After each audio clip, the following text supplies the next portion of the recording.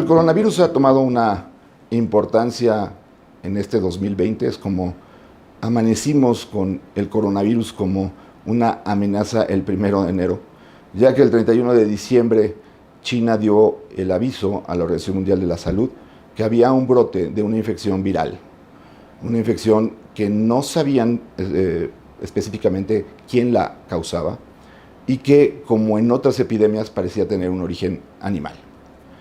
¿Qué sabemos de los coronavirus? Son virus RNA, son estructuras muy sencillas, miden prácticamente una micra, o sea, es un microorganismo, lo cual hace que sea fácil de diseminarse de una persona a otra.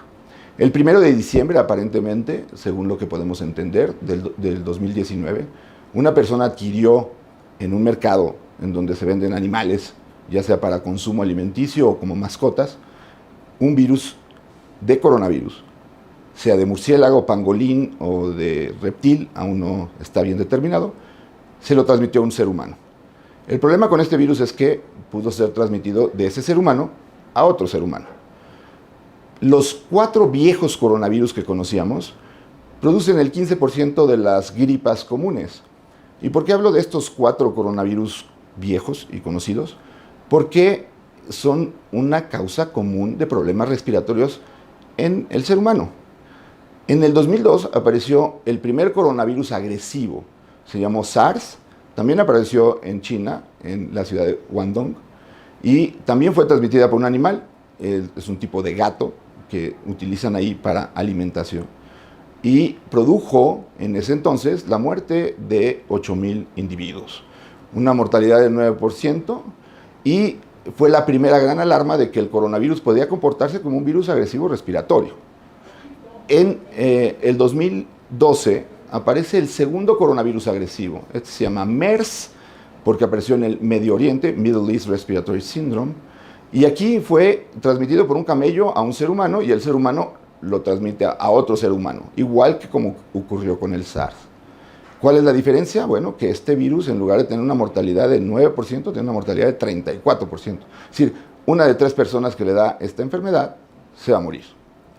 Y en el 2019, el 31 de diciembre, se habla de la aparición de este tercer nuevo coronavirus, ahora denominado COVID-2019, en donde el origen parece ser, como les comentaba, murciélago o un pangolín, y ha tenido 2 características que han hecho este virus especialmente peligroso. Primero, se puede contagiar cuando el individuo aún no tiene síntomas. ¿Qué quiere decir? Que en el periodo ese de incubación que llamamos, es de cuando adquiero el virus a cuando desarrollo los síntomas, puedo llegar a contagiar la enfermedad. Y entonces en ese periodo la persona está totalmente asintomática, lo cual hace muy complejo determinar el momento en que se tiene que aislar una persona porque no va a tener síntomas. Y segundo, es un virus con una capacidad de diseminación extraordinaria. El mejor ejemplo es que después de China, el segundo sitio donde más casos ha habido de coronavirus es en un crucero, donde mantuvieron más de 400 personas fijas en ese crucero y hay más de 200 casos de personas infectadas. Es decir, si estoy en contacto con gente que tiene coronavirus, me voy a infectar. Y desafortunadamente, al ser un virus nuevo, porque viene de un animal, ninguno de los seres humanos antes del 1 de diciembre del 2019 tenía anticuerpos contra este virus, lo cual hace que la población entera del mundo sea susceptible a desarrollar esta enfermedad. Afortunadamente, de las noticias que tenemos y de los estudios epidemiológicos que se han demostrado, este virus tiene una letalidad, una tasa de mortalidad menor al 2%. Es decir, no nos vamos a morir todos de coronavirus, pero sí nos vamos a tener que cuidar, porque hay personas, sobre todo personas que tienen mayor edad, que tienen diabetes, que tienen obesidad, que tienen problemas cardíacos, que pueden morirse de esta enfermedad. Es una enfermedad que va a llegar a México, hay que estar prevenidos, hay que estar atentos, hay que cuidarse.